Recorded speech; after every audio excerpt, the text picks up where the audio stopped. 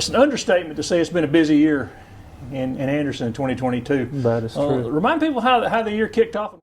Always a lot of things happening in the city that you start seeing the fruits of.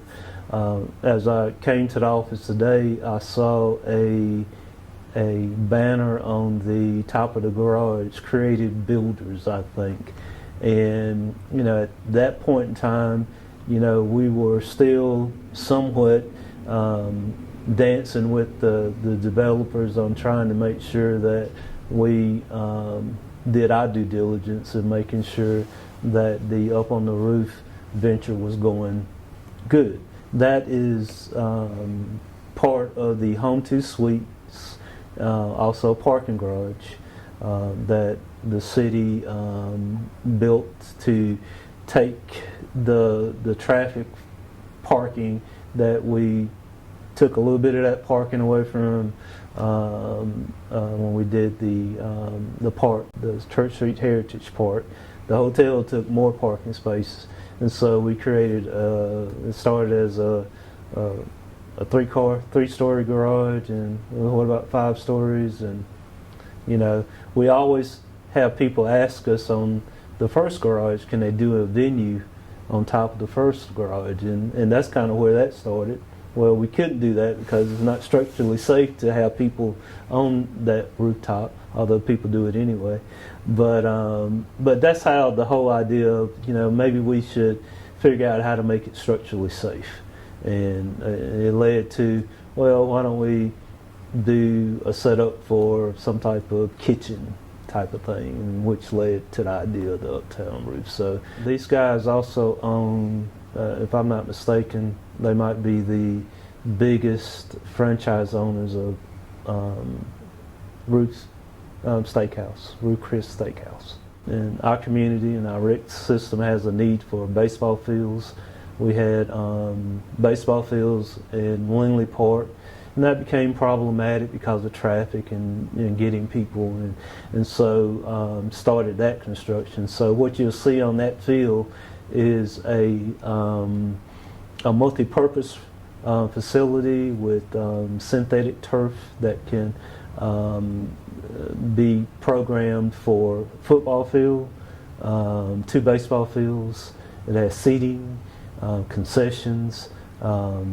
It has restrooms, bleachered seatings and covers, and so we think that'll be a good fit for our city.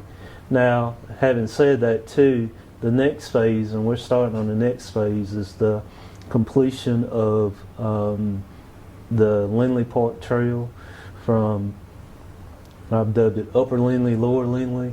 So the Upper Lindley Park is fixed. We've got to do something with that traffic circle there, and DOT is looking at that. Not a roundabout, but I've called it kind of a peanut as opposed to a roundabout. But you know, we'll take that green space a little bit further down, take that walking track. And matter of fact, if you go on, if you look at it from Blakely Street right now, you'll see the concrete path that will connect that part of the section along Whitney Creek. So it's going to be a pretty cool project. I would imagine, just my guess, that it would extend that trail probably another 1.5 miles. And so, I mean, and that's just the smaller part of the bigger master plan to connect the trail to other parts of the city.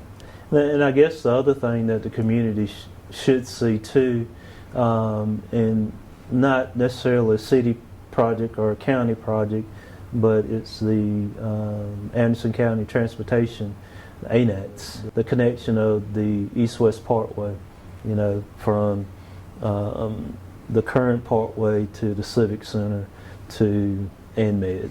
And so I think, if I'm not mistaken, I hadn't looked at it, but I think there's the bridge that's both crossing. Bridges on both ends they haven't quite finished them out, but they're getting pretty close on both ends. Yeah. On both ends? On both ends, yeah. Cool. They got the bridge in on McConnell Springs Road and the bridge out at the Civic Center in now. The rec center, from a class participation point of view, is we're out of space. You know, hindsight being 2020, and it's always 2020. It should have been built bigger, and it has become the favorite place for people who have white hair like me and you, and our seniors, both in the city and the county. The pricing is right, but I think probably the next big piece in the plan is maybe to create a L-shaped kind of thing there with that field that was there, and extend that, and so it gives us more space, more programming space. Let's talk about economic development. Any significant new business or expansions here this year? Yeah, you know, when you start thinking about it, I think probably my mind jumped to the loss, and the Remind people what the lofts are. The lofts are the right behind part of Old Sullivan Hardware building. There have been several things in that building, but it's facing Murray Street. When we walked in it, they kept the high ceilings and the exposed brick, and it's 30 some odd apartments there, and my understanding is completely leased, and it just showed, to us it showed a need for more apartments. I mean, we had built, as a community, we built very few apartments over the years, and so we had apartments not even just in downtown Anderson, but in Anderson proper. I mean, they're darn near 100% occupied all the time. And so with that project, which led to the purchase of the property, Chemtech property. That's where I was going next, Chemtech's update. Yeah. And that's an update, and that will be 136 apartments. And that is Tribble Street, and I forget the street behind Tribble, but off of Murray, right across, kind of catty-cornered from the farmers market. And so the cool thing about that project is some of those buildings, the buildings that Chemtech use, they're just repurposing those buildings. So those will be apartments, and they'll build new construction. We looked at some renderings the other day, and they look great. And those guys have said that they will start in first part of 2023. We all have a rich heritage of textile mills, and there are a couple of abandoned textile sites, the Anderson Mill site, Equinox Mill, and so, you know, it kind of moves the community, the city, toward those sites. And so I'm very interested to see. I think it's a good product, and I think people will move there. So, and that was something that we worked on in 2023 too. And proud of, you know, the councilman had to make some tough decisions on that, and so hopefully we believe that's the right project for that space. Do you think it'll accelerate, like getting a green grocer downtown, things like that, having that many houses suddenly? I think so. I mean, people. A lot of times, people know more so of what's happening in the community because they eventually have to file building permits and so forth, and we find out. But you know, development usually follows people, and so when you get that critical mass, when you have the lofts at the Palmetto building, when you have the Chemtech property, when you have the Thunderbird, you know. And eventually the Equinox added to that. Yeah, I mean, when you start adding things like that, developers follow, you know. And so well, that Thunderbird was kind of a big deal because y'all been trying to do something with that for a long yeah, time. Yeah, and the folks who own the Calhoun purchased that property, and so we're looking forward to them doing more apartments. And it seems like the north end of Main Street, that entryway is really developing at a rapid pace. We've suddenly got a tenant that's going to redo the old post office Sullivan King mortuary into its original form. I'm looking forward to seeing that, because that was before our time when it was a. And that, and then that gateway there that I think has 7 or 9 new tenants moving in, right? Yep. The bistro and ice cream place, the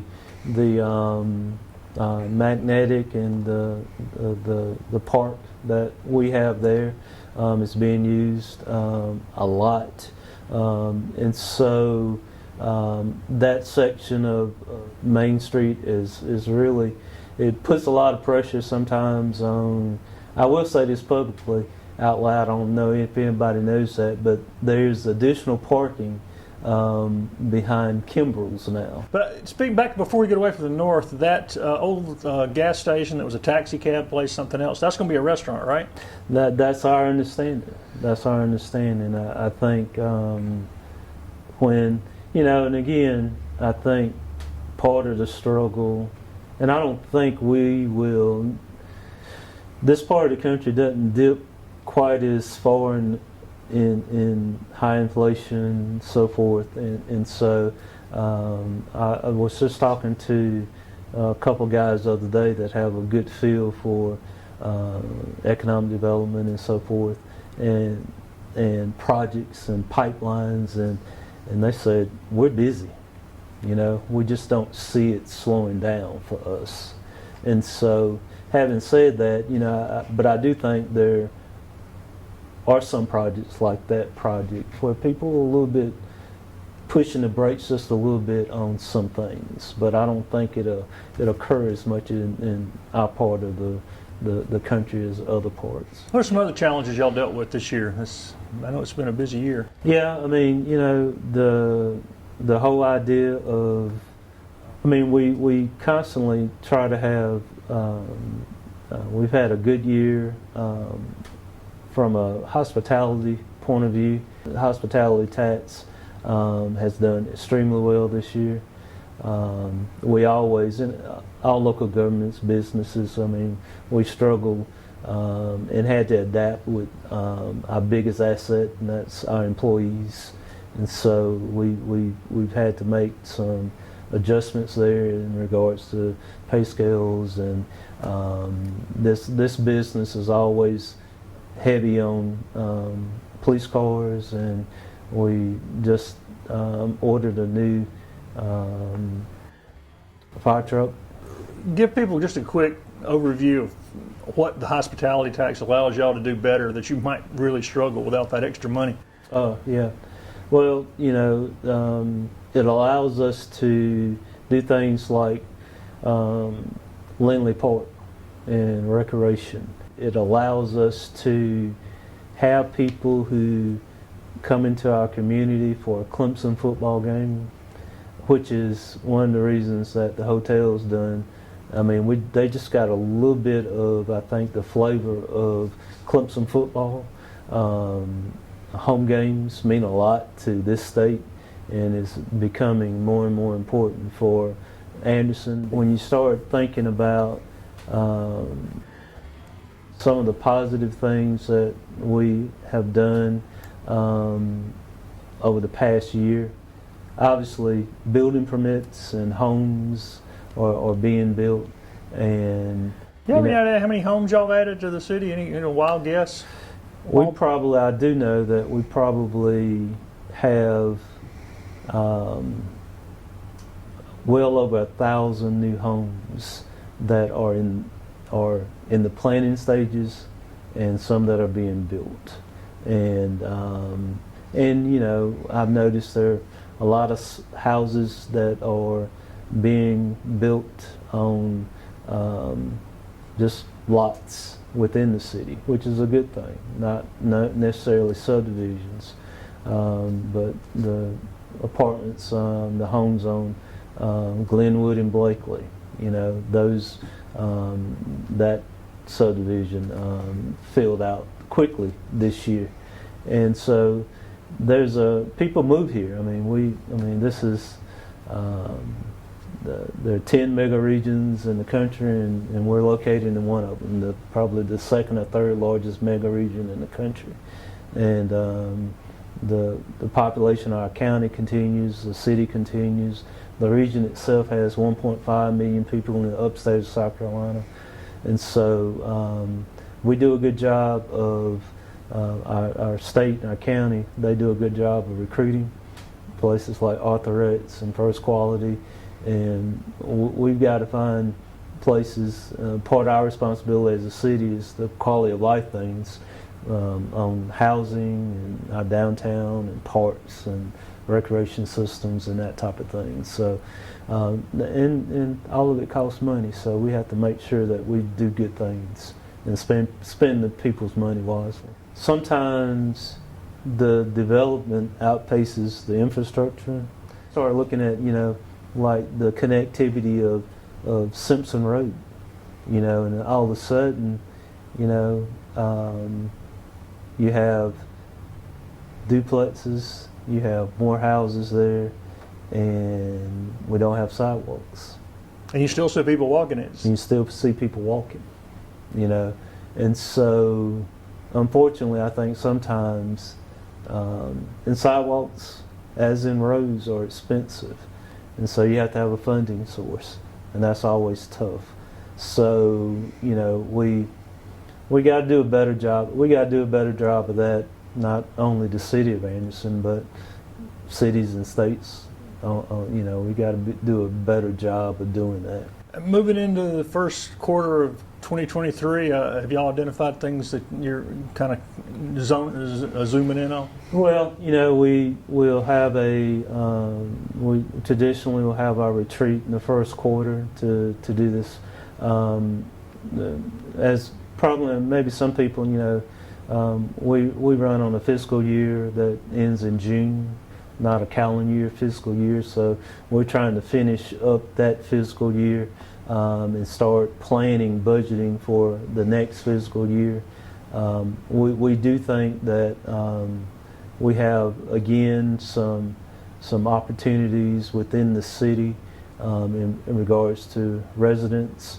We are always, there are a lot of people who are knocking on our door now as far as commercial development and residential development. And so we have to be very smart about that. I will take an opportunity to plug in. We have some folks in town that are we're doing our comprehensive plan, and the planners are probably the top planners in the country. And as you know, we've had several public input sections on, we've dubbed it Plan This City. And so we need people to come out and tell us what they want. And speaking of recreation, people want connectivity. They want to not have to, for example, drive to the East West Parkway and park to use Parkway. They would like to have connectivity from where they live to the Parkway. And so I think that's one of my bigger takes on some of the planning sections is that people do want green space and connectivity. So they'll be on the ground here for another year producing that plan. And I would ask, and we're publicly asking people to participate, and we'll be asking smaller breakout groups coming in 24. So that's a big thing. We're spending a lot of time and energy on this one, and basically what that does is that kind of gives us a playbook for what we want to do, to be able to show a developer, here's what we think goes right here. And it kind of happened like this with Shop This Block. Even when we were doing Shop This Block, people were telling us that they wanted a downtown hotel. And now, granted, David McEwen was already planning on a downtown hotel, but that's what people wanted. People wanted the park on the north side of town between Magnetic and the new retail. And so people want that connectivity. So we'll work on that. The comprehensive plan is a big thing, and we'll work in dovetailing into that. They'll be able to help us with, how you present to developers, land use plans, and specs on what we expect people to do if they want to build a subdivision, and not having to recreate that every time we do that.